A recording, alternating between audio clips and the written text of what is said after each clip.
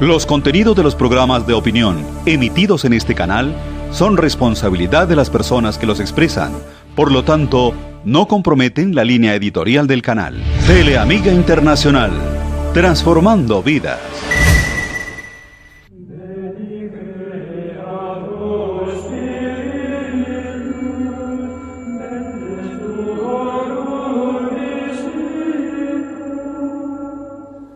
Bienvenidos, queridos hermanos, a este programa en que voy a tratar sobre las luces de la Sagrada Escritura, cómo la Sagrada Escritura ilumina la vida de nosotros los hijos de Dios y los creyentes. Hoy quiero tratar con ustedes acerca del surgimiento de la cultura matrimonial cristiana, cómo surge la cultura matrimonial cristiana en las cartas de San Pablo. En esas cartas asistimos a la fundación de una nueva cultura, de un nuevo modo de vivir. A hombre nuevo, porque cristiano es hombre nuevo, cultura nueva. Un modo nuevo de vivir las relaciones interpersonales entre las personas, las familiares dentro de la familia, las laborales en el trabajo y las eclesiales en la iglesia. Y también las relaciones ciudadanas globales. Parte principal de esta nueva cultura que se instaura en el seno de la humanidad como un fermento nuevo, como una luz nueva, como sal que no la deja corromperse, es una nueva manera de vivir el matrimonio. Por lo tanto, la cultura esponsal cristiana. Los primeros cristianos venían unos del mundo judío y otros del mundo pagano. Habían vivido su matrimonio anteriormente, si venían casados, unos a lo judío y otros a lo pagano. Ahora, con su conversión al cristianismo, con su conversión a Cristo como hijos de Dios, empezaban un cambio de vida que englobaba todos los aspectos de su existencia de hombres nuevos, nacidos ahora en el bautismo de Dios, de nuevo y de lo alto.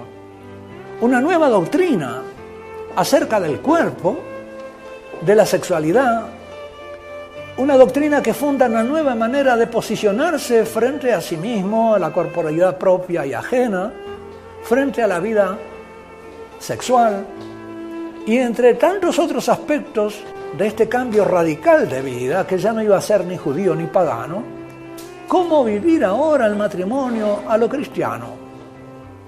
¿Cuál es el horizonte cristiano del matrimonio? Para San Pablo, como apóstol y maestro, se planteaba una tarea doctrinal y pastoral. ¿Cómo hacer de repente que esos paganos que estaban viviendo su unión a lo pagano fueran subiendo lentamente al nivel cristiano del matrimonio? ¿Qué cambiaba también para los cristianos venidos del judaísmo y que vivían su vida matrimonial según la ley judía para que la llevaran a su cumplimiento en el reino filial, el reino de los hijos, el reino cristiano, viviendo su matrimonio como hijos de Dios Padre, es decir, como hermanos? Ahora esposo y esposa como hermanos.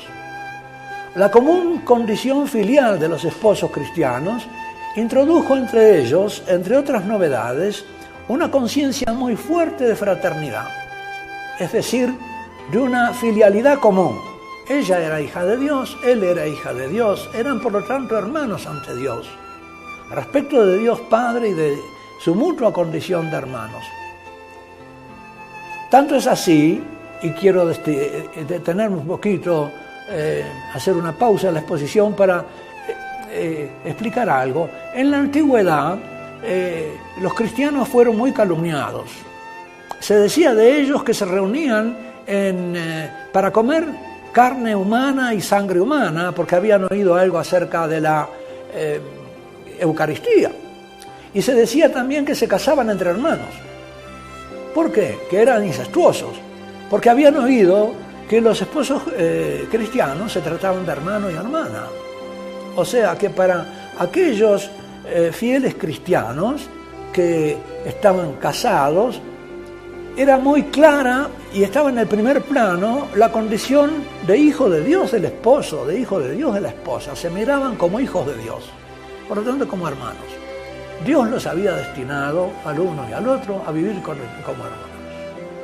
Por eso en esta exposición vamos a observar primero cómo San Pablo intenta levantar gradualmente a los paganos de Corinto, convertidos a la fe cristiana, hacia un nivel matrimonial cristiano.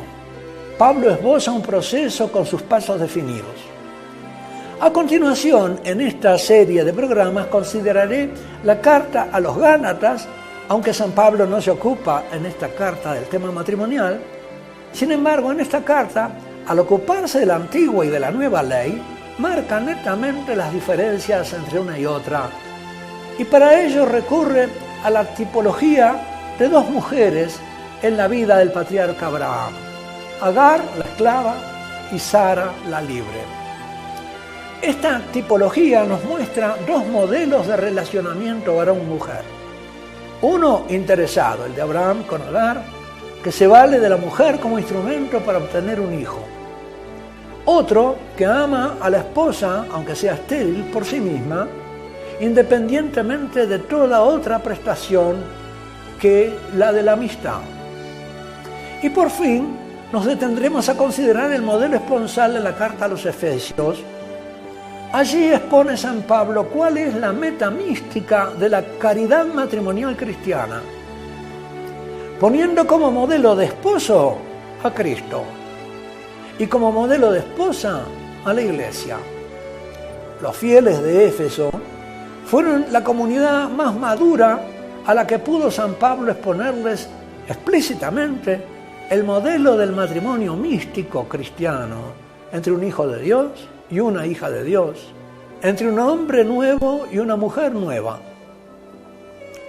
Los cristianos de Éfeso, gracias a la prolongada estadía de Pablo en esa ciudad y a su constancia en la instrucción diaria de los fieles, habían alcanzado ya una experiencia cristiana más profunda.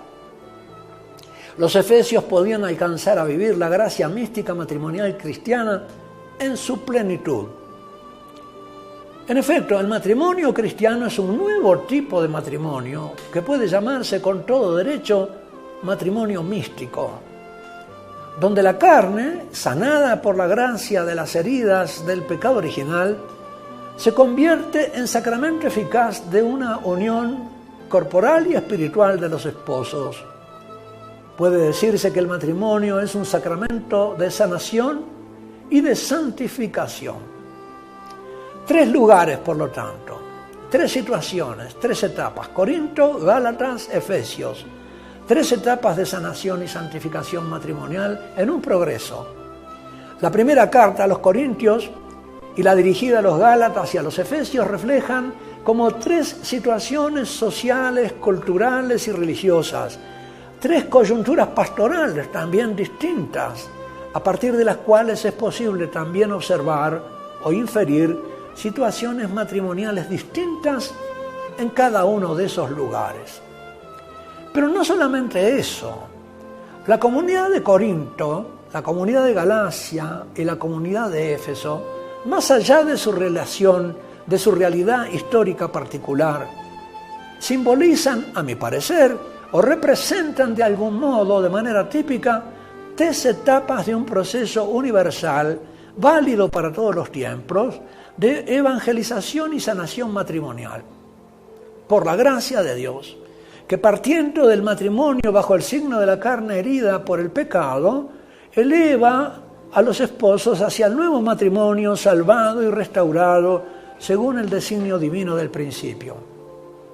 Leo y quiero proponerles a través de las 3 cartas un proceso que se da, me parece a mí, en todo matrimonio, en toda relación de noviazgo y posterior matrimonio, un proceso de matrimonio carnal que va hacia el matrimonio espiritual. Comienza como una relación muy dominada por lo carnal y avanza en el proceso hacia una relación más espiritual de los hijos de Dios.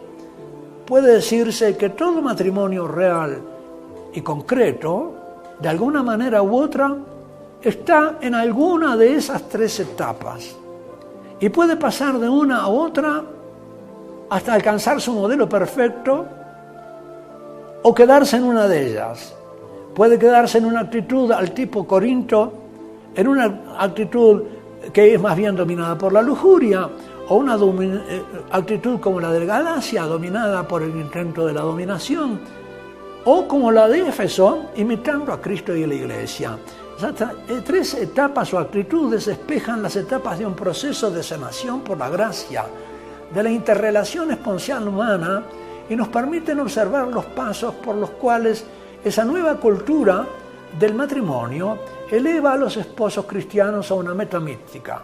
Los toma en la carne, en la competitividad de quién manda aquí, y los lleva hacia la unión amorosa de Cristo y la Iglesia. Gran misterio de la unión de Cristo y su Iglesia.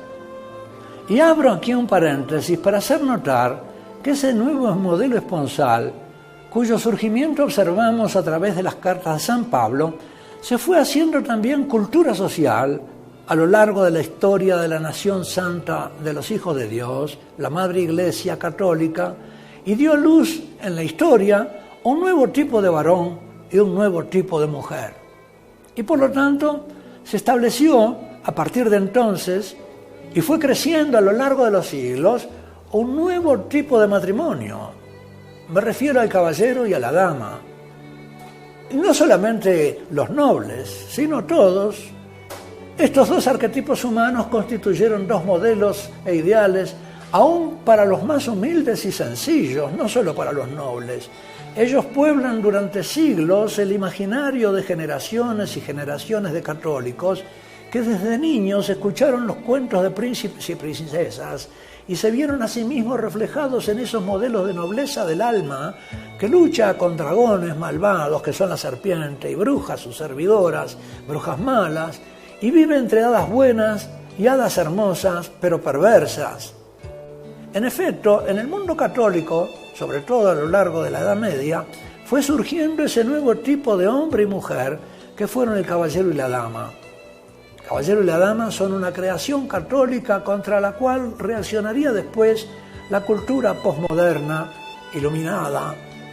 De alguna manera ese modelo queda como ridiculizado o atacado, pero fue un modelo creado por el catolicismo. El caballero, modelo del varón noble de alma, que era capaz de morir por hacer justicia, que ofrecía y arriesgaba la vida por defender a los pobres y oprimidos, dándole así a su espada una utilidad noble, y estaba dispuesto a sacrificarse por amor de caridad. En tiempos de gran corrupción como el actual, sigue siendo necesario, y lo es más que nunca, nutrir el alma de nuestros niños pequeños con el ideal caballeresco del caballero. Nuestro tiempo tiene necesidad de caballeros, no ya a lo Quijote con lanza y coraza, sino hijos de Dios capaces de sufrir por la justicia y de defenderla a su propia costa, riesgo y mención, y de enaltecer a la dama. El ideal caballeresco, en lo que tiene de raíz e inspiración cristiana, es una figura mística de validez perenne y paralelamente también es fuente de inspiración perenne el tipo humano de la dama. Ese tipo reflejado en la Beatriz de la Divina Comedia y de la Vita Nuova del Dante.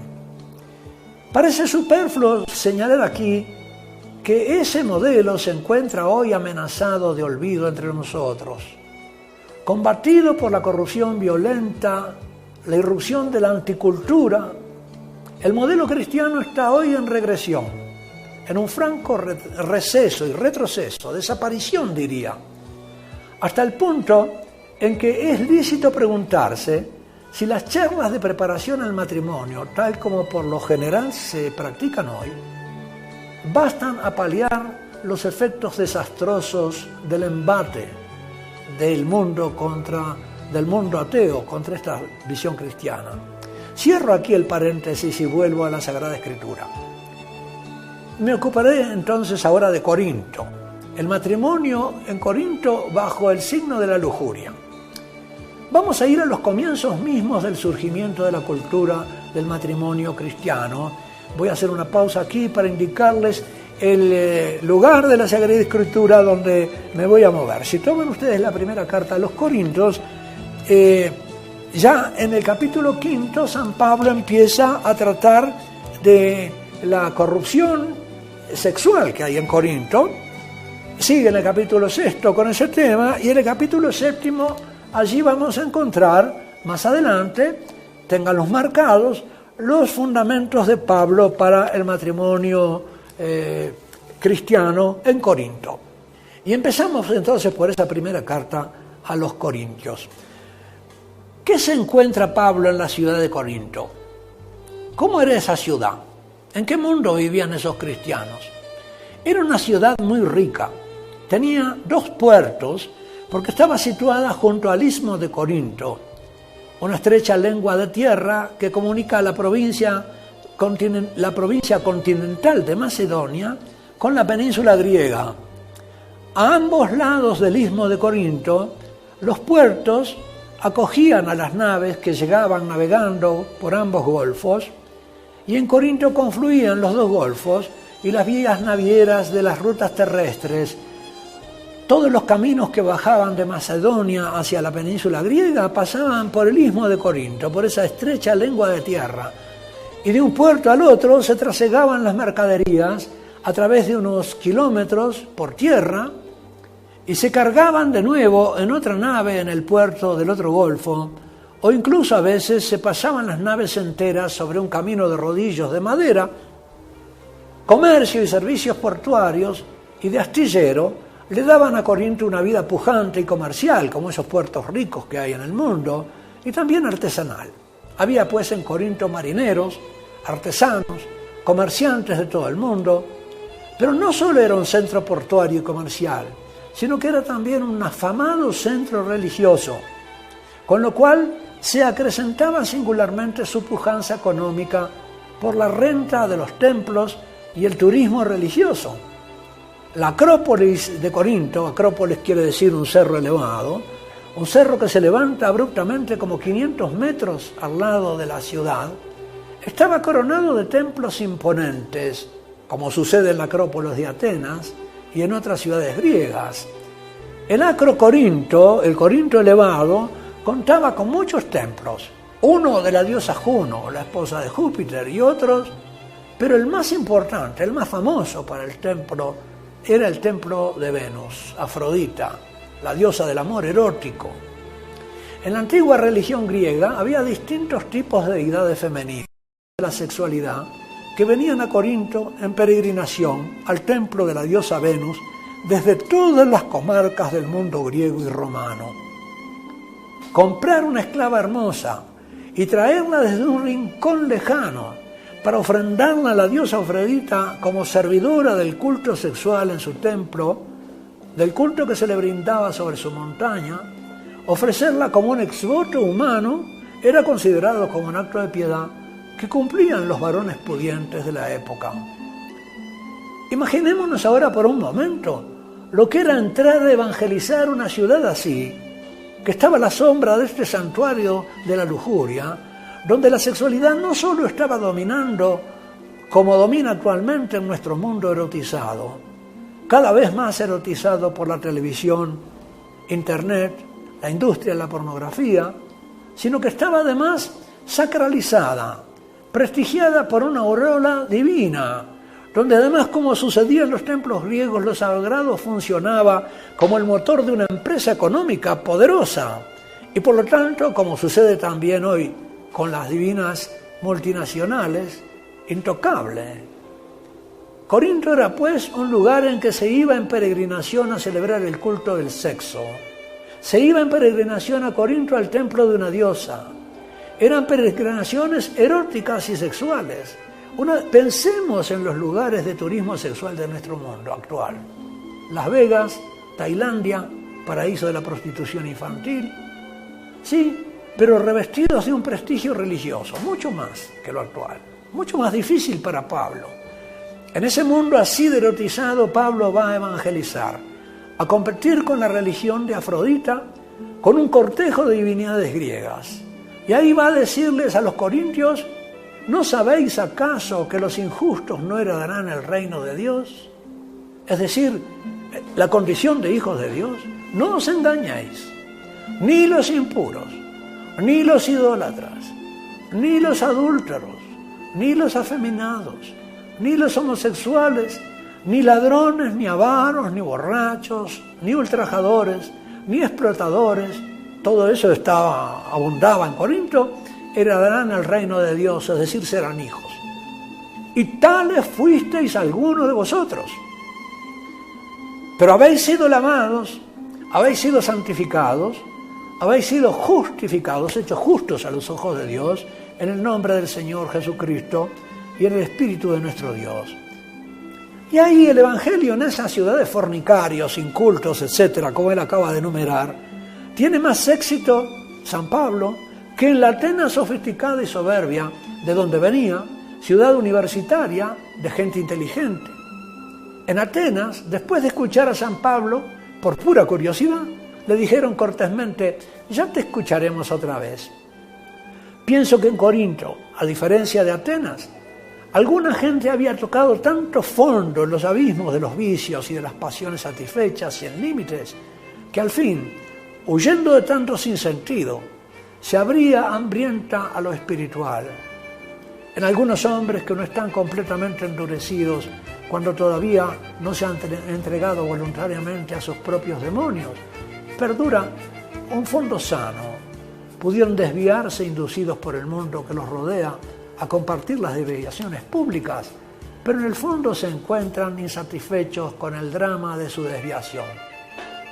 Creo, queridos hermanos, que al mismo tiempo que algunos griegos que tomaban por divina la lujuria, porque experimentaban que era una fuerza que no podían dominar, que tenía algo de divino y adorable, que los había sometido desde siempre y para siempre, experimentaban también que había ahí algo de terrible, de mortal.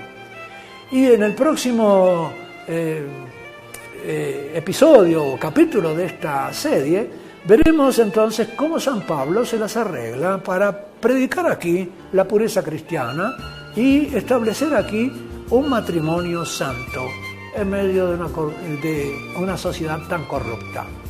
Hasta la próxima, que Dios los acompañe y los bendiga, en nombre del Padre, y del Hijo, y del Espíritu Santo. Amén.